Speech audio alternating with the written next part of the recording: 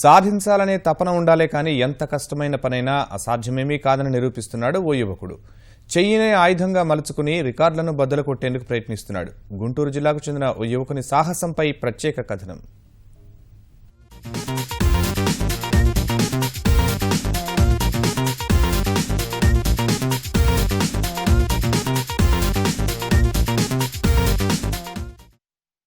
ఇది గుంటూరు జిల్లా తెనాలిలోని వైకుంఠపురం వెంకటేశ్వరుని ఆలయం.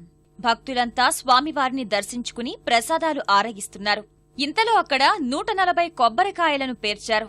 వాటిని చూసి అంతా ఆసక్తిగా గుమికూడారు.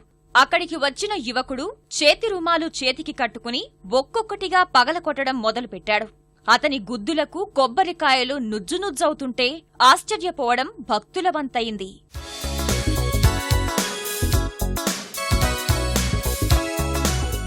నేను చాలా ఆశ్చర్యపోయాను.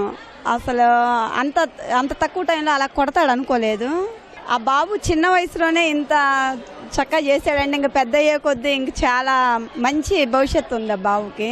ఆ ఎక్స్పీరియన్స్ అనేది బాగా కఠినము. అది ఓపిక నరాల్లో ఓపుకుంటేనే చేయగలడు. ఇవాళ గిన్నీస్ బుక్ ఆఫ్ రికార్డ్స్లో నిమిషానికి 117 కాయలు కొట్టిన రికార్డు ఉంది. ఆ రికార్డుని ఎట్లయినా బద్దలు కొట్టాలి అనే ఒక గట్టి పట్టుదలతో ఏ రికార్డు అయినా సరే సాధించడానికి నీ వెనకాడను అని నిరూపించాడు. ఇంతటి సాహసం చేసిన ఈ యువకుని పేరు సాయి.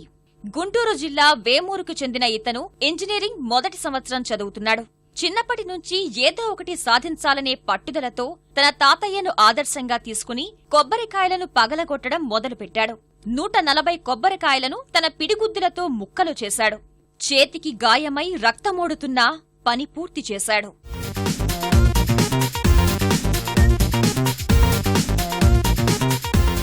ఫస్ట్ అసలు ఈ కొబ్బరికాయలనే కొడదామని నేను ఎందుకు ఎంచుకున్నానంటే, మా తాతగారు చెప్పారు ఇలా, అరే నేను ఇలా కొట్టేవాడిరా నా వయసులో ఉన్నప్పుడు అని అన్నారు.